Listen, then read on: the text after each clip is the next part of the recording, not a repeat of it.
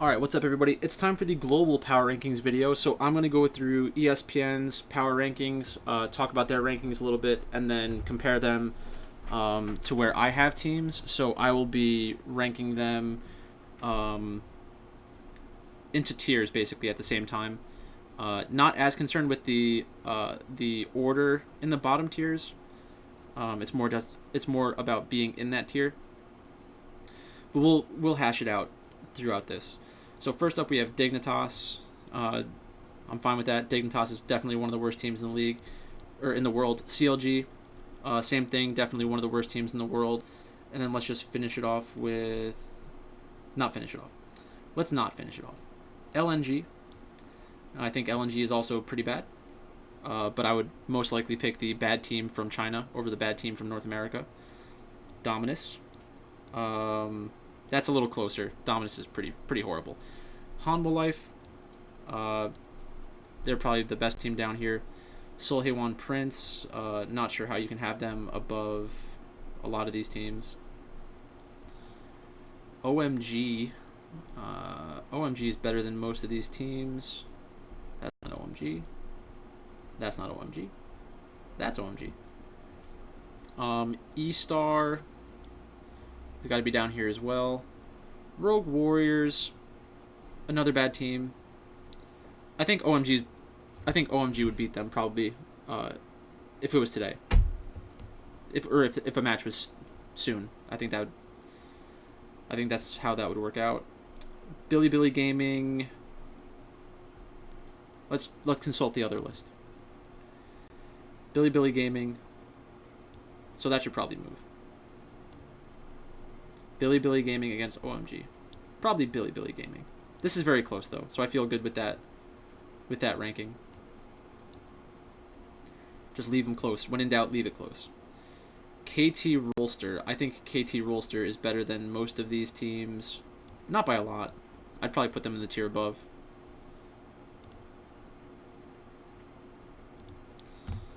FC Schalke. They're down here. I don't think that they would beat OMG in a series. I know that they've been playing better recently. I don't care. I cannot justify moving them up very much at all. So that means we're probably getting a bunch of European teams down here. Vitality, XL. Yeah.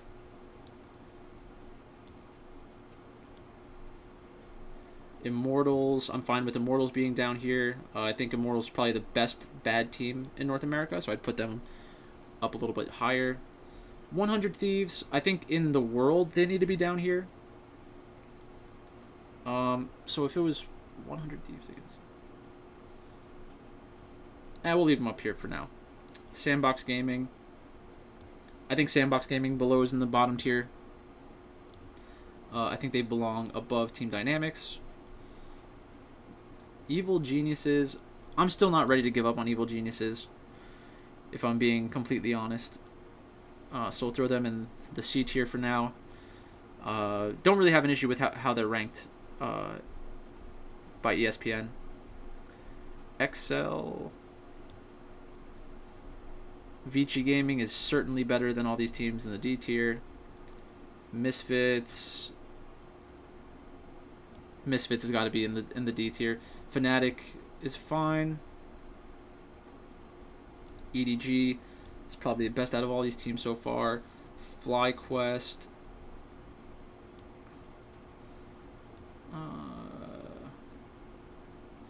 I like Vici Gaming long term, but that's not what this ranking list is really about. This isn't like a rank the talent of every team in the world. Origin, they've been pretty bad. I'll throw them down here. They're not on Fnatic's level. Afrika Freaks. I don't know if I would take the Afrika Freaks over EDG. That's close right there, which kind of speaks to how deep the LPL is. Why would SK be that high?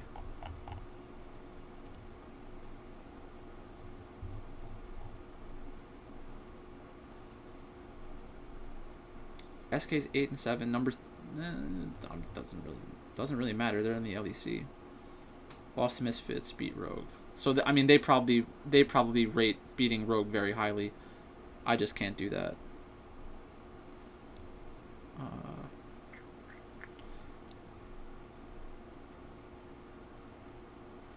SK against.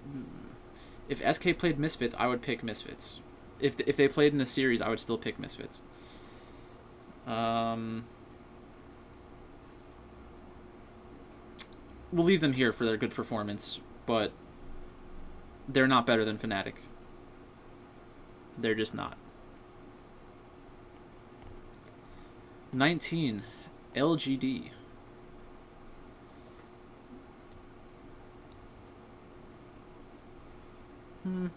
Where did LGD end up last week? Yeah, LGD was A last week. I think that we can...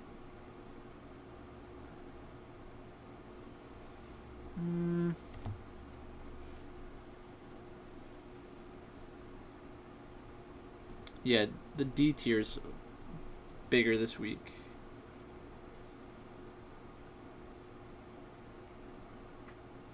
EDG, a Freak of Freaks.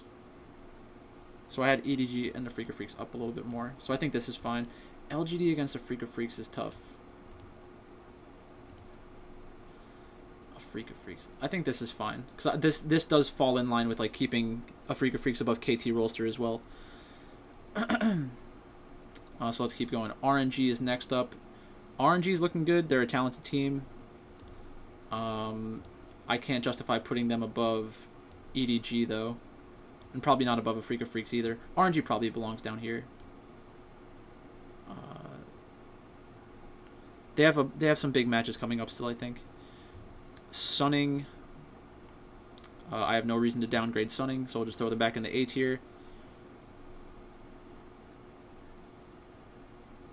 FPX. That's an A tier team. G2 looked better this week. I'm fine leaving them in the A tier. This is the best they've looked in a while, so I'll leave them right there. Next up, Cloud9. Cloud9 keeps looking worse. I think I'm fine putting G2 above Cloud9 at this point. Mad Lions. That's tough. All right. TSM. Team Tissem. All right. I'm not picking them over either of those teams. Cloud9 against FPX. They're not going to beat FPX. I don't think they're going to beat Sunning either. I think Sunning's good. Team Liquid. It's got to make sense with my LCS. So those three are still right there. Huh. Golden Guardians, number 20 team in the world? I don't think so. I missed that one because it didn't make any sense. TSM, Team Liquid, Team World Elite. After this performance today, I mean...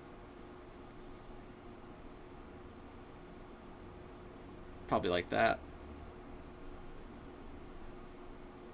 And then let's get into our favorite part, reading these horrible blurbs. Alright, so first up we have T1 as the 10th best team in the world. The 3-time world champions looked a little different this week with star mid laner Faker sitting out in place of 17-year-old Closer. So Closer, 17-year-old, just turned 17, now he's allowed to play. T1 went a perfect 2-0 on the weekend with victories over KT Rolster, which is a bad team, and they played Closer. And Sandbox, bad team, they played Closer. Closer played 3 of those games on Zoe and earned 18, 4, and 13 KDA overall and earned Player of the Game honors on Friday. Closer looked good. I'm not trying to take anything away from him. T1 are currently 4th in the LCK with a 9-1 record, and while it's too early to tell if Closer is the juice T1 needed, the wins certainly help trend their outlook upward. T1 face Solhewan Prince and Dynamics this week. So T1... Am I missing teams? 1, 2, 3, 4, 5, 6, 7, 8, 9, 10. Okay, that's fine. T1.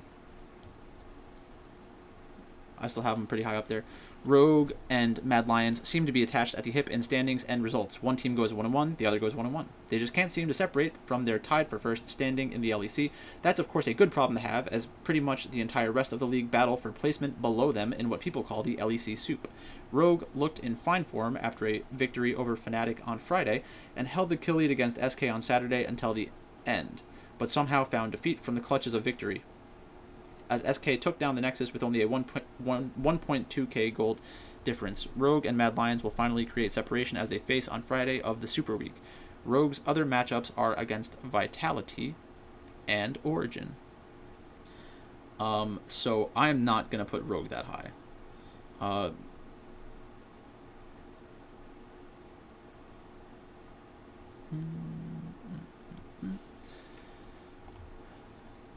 Mad Lions. Mad Lions were on pace to have a great weekend, dispatching of Origin on Friday. The battle with Rogue for top spot rages on, and Mad Lions must have been salivating at the prospect of facing Vitality when the blue-hooded rebels had SK on the docket. Instead, Mad Lions got ultimately outclassed by Vitality in a crazy game that saw 16 towers dropped and 29 kills total. 3 of the last 4 weeks for Mad have been 1-1 in results. The Lions are on a collision course with Rogue on Friday in the battle for first, then face Misfits and Schalke to complete the Super Week. Mad Lions and C9 are interesting.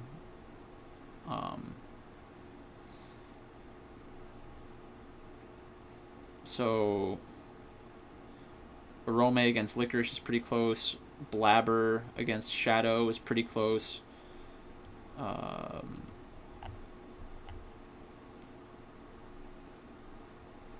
Humanoid against Niski might be Humanoid favored. Karzi against Sven. I think Sven's still better than Karzi. And then Kaiser against Vulcan. I think Vulcan's better, so that's fine. We'll leave that. Number 7, Gen G. Gen G had one job this week, and that was to roll Seolhaewon Prince. They did that job and did it very well. Led by jungler Clid, Gen G showed flashes of early proactivity that we know this team is not only capable of, but was aiming for when they focused on picking up Clid in the 2019-2020 offseason. Right now in the LCK, the question isn't of whether Gen G are good, they are. Or that they have talent, they definitely do. But of how they're going to topple top LCK teams like Damwon Gaming, who they face this coming week, and did beat 2-1 the first time they met in week 2. Following the Damwon match, it should be fairly smooth sailing for Gen G. The only team that has given them a lot of trouble this split has been DRX, and as we mentioned last week, it was a very close series. I don't know if it was. It didn't feel like it, at least. Gen G, I don't like Gen G more than T1. I barely like them more than G2. But I do like them more than G2. DRX, fresh off their narrow win over Gen G last week, DRX fell to Damwon Gaming this past week. All right, you might not want to say week 5 times in one sentence. Damwon is the best team in South Korea, but it was not nearly as close as their series against Gen G, pointing at a potential gap between the top 2 teams. As it is with DRX series, draft is part and parcel of the discussion. Against Damwon, DRX pulled out a Heimerdinger for Deft that did not work out, and Damwon additionally won Game 2 draft with Galio Camille on top of a Karthus jungle and sent a Tom Kench bot lane. Sometimes it feels like DRX drafts in a vacuum and gets too cute, and against Damwon, this meant an 0-2 loss that was not even close. I think that's mostly true. I don't think there's a huge gap between Damwon and DRX, but in that series it looked like it. JDG, a win over V5 would have more than likely established JDG back atop the global power rankings, but alas, the Cinderellas of China kept their fairy tale going with a win over the defending champions. Although starting jungler Kanavi is the reigning MVP of the league, this team's backbone and lifeblood runs through the top lane with Zoom. He is the proverbial straw that stirs the drink that is the Chinese champions of JDG. When Zoom can make himself known in the top lane and lead the charge from there, everything else comes into place for JDG. Yet when Zoom can't make a significant impact and is put into a background role, that's when things go sour for JDG, as it did against V5, where Zoom was kept in relative check throughout the entire best-of-3 series. The good news for JDG, at 12-3 and with only one game left, they can still finish atop the standings and put themselves in prime position for another league title. As long as they take care of business versus a waffling OMG side, JD's road to the 2020 World Championship should be in clear view. That's fine. I don't know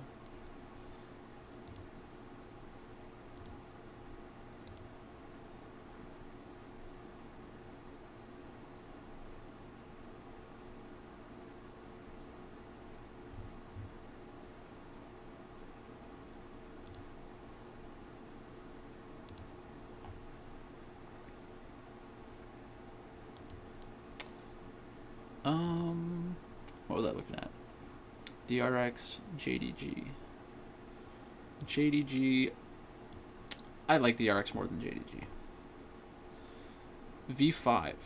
It's time to start believing in V5. After showing some mortality in recent games, the story of the summer was put in a difficult situation with their upcoming schedule heading into playoff push. It wasn't the cleanest of victories, but V5 triumphed over their toughest week yet, starting off with a 2-1 win over up-and-coming WE before the main course, JDG, that they reverse swept. It has been a breakthrough season for Mole. The lone remaining starter from last split lost every match, only managing to salvage a single map victory in 33 attempts. In the series clincher against JDG, he had arguably the best game of the season, going 11-0-5 against the domestic champs. So I think that's just kind of focusing too much on the kill score, not really the most important thing in League of Legends, because it's tough to translate that from game to game. It just means that the game got out of hand. So if anything, it means less, in my opinion. V5 is not better than DRX. They're not better than JDG. Even though they beat them. I mean, V5, I'm not picking V5 over T1. V5 against Gen G, that's pretty close. But I mean, V5, it's pretty close between FPX and Sunning in V5, let alone these other teams.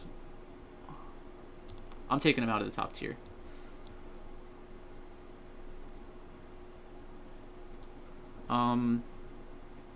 Yeah. I might want to get rid of Gen G too.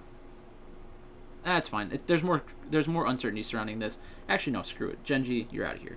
V5, you're going down. If V5 played Sunning, I feel like I'd have to pick Sunning. G2's got to go down.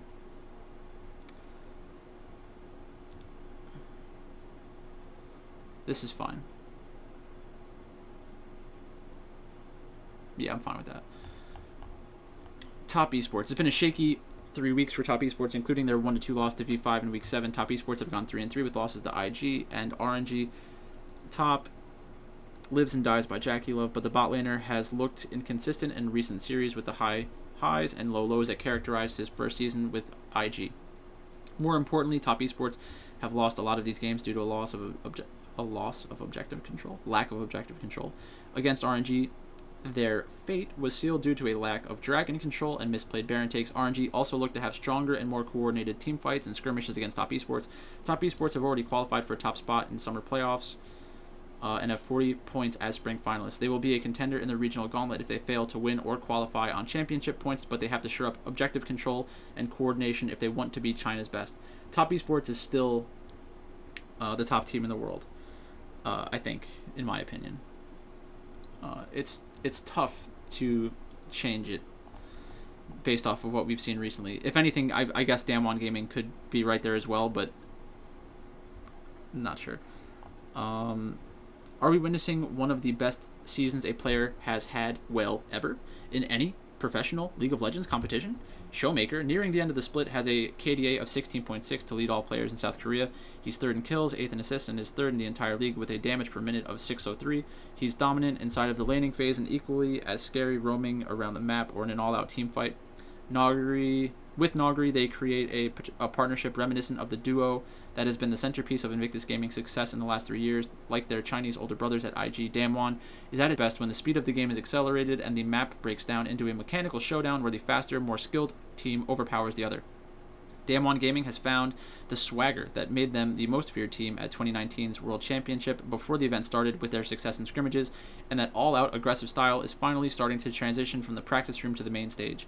South Korea has waited for years to see a team play a more upbeat style with a killer instinct, and if Damwon can continue this form as we head into Worlds at the end of September, they might finally have their bloodthirsty champion. That's a good little paragraph, Tyler. Good job. Good job. Got to give credit where credit's due.